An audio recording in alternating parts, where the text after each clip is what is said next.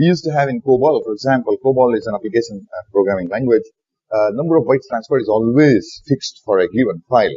See, COBOL works on the basis of what are called records. COBOL works on the basis of what are called records. So that means the record is predetermined beforehand at compilation time. What is the record? That structure for the record is decided.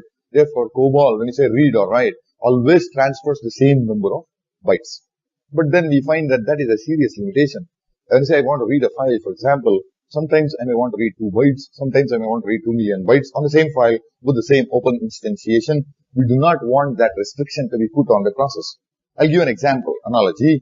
We want to eat jamun. Simple. Correct? So I want to ask you the question. Suppose you say you want to eat jamun. Of course, there are some people who just take the entire jamun and pop it into their mouth. I don't think most of us would do that. That is like saying you take the entire file and transfer one shot. I mean, no questions asked. There are such processes also. We are not talking of those. We are talking of processes which eat in smaller quantities. So the question is, are you going to eat the same quantity of jamun every time that you eat?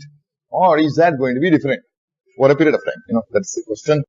What I find is, it could be quite different. If you ask me, that is how I would eat jamun, I'll tell you. The first piece may be slightly bigger, because I want to get the taste spread all around the mouth. The next piece, I don't want it as big because jamun will get finished very fast if I eat 2 big pieces. So I'd like to reduce the size as we go along, and so on. See, I might change my mind in the center also. Suddenly, urgently, there is a phone call there. I'd like to pop the rest of it back into my mouth. Whereas in the case of COBOL, you can't do that because the number of bytes to be transferred for each transfer is fixed at compile time. So Unix says, why don't we have that as a variable, in the sense that for each transfer, number of bytes itself becomes one parameter. Is that alright? That is one aspect. Because see, we don't know how the consuming rate of processes of data from the file is something which we don't want to put any restriction. We don't know what kind of application programs that people are planning to write on the Unix operating system at some future date. Any eventual kind of programs we should be able to support. I think this is a fairly general purpose. If you say number of bytes could be different for different individual transfers. We don't want to fix that for a given open instantiation. So that makes it more convenient. So number of bytes itself becomes one important parameter. Now there is one more restriction on COBOL, that the record area, they also declare what is known as the record area in the file section. I don't know how many of you will know COBOL language. It may not be a bad idea for you to go and pick up a COBOL manual and read about it. COBOL is a very, very interesting language. So there is a what is known as the record area. So that means when you say read, it always reads to the same place, no? I mean, when you eat jamun, you always eat the same place in the stomach, or you would like to eat to different parts of the stomach, That becomes the important question. So obviously, I think we should not put that undue restriction, saying that at the time when I specify the open instantiation, I should also specify the place where I'm going to be doing the read all the time. Sometimes I may want to read here, sometimes I may want to read here, sometimes I want to read here, and so on. So you would like to read to possibly different data boxes. See, if you want to read into the same data box, it is only a special case. Possibly different. As I say, I'm not saying must be different. So possibly different data boxes to which or from which we would like to do the data transfer, I think is a bit more general.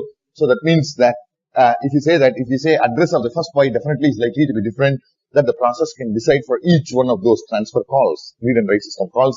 So that becomes yet another parameter. In this case, since anyway it is consecutive bytes, all the process needs to specify in the call itself, transfer call itself, is the address of the first byte of those n bytes to be transferred. Okay, so that becomes another parameter.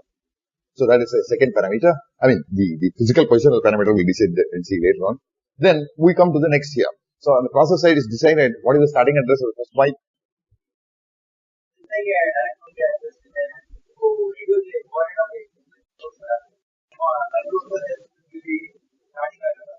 DMA has got the same kind of, in fact, when you say direct memory access is what?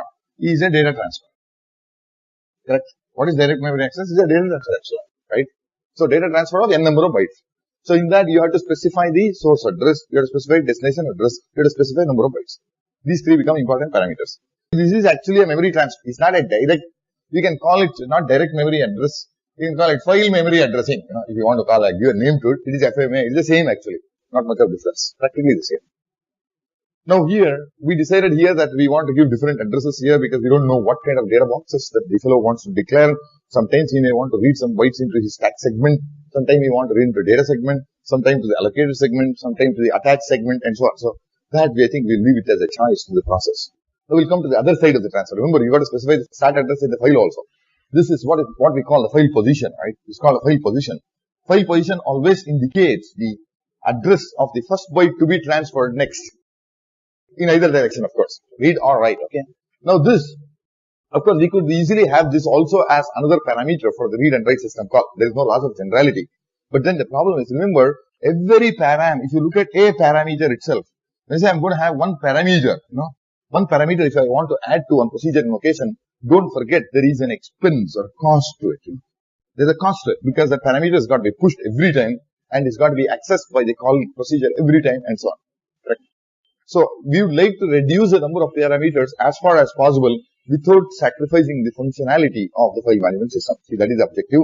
And so far, I think we don't want to reduce this because this functionality is too good to lose for saying that I'll read it into a fixed place. See, what you lose here is much more than what you're going to gain in terms of the parameter excess, parameter expense, okay, or the cost of the parameter to be pushed. You got an instruction there, so text size is more, execution time is more, and so on. So when you say I've got one more parameter, whereas in the case of file position, one other thing we would like to observe is we find most of the programs, most of the time, on most of the open instantiations, what they do is read the bytes from beginning till the end.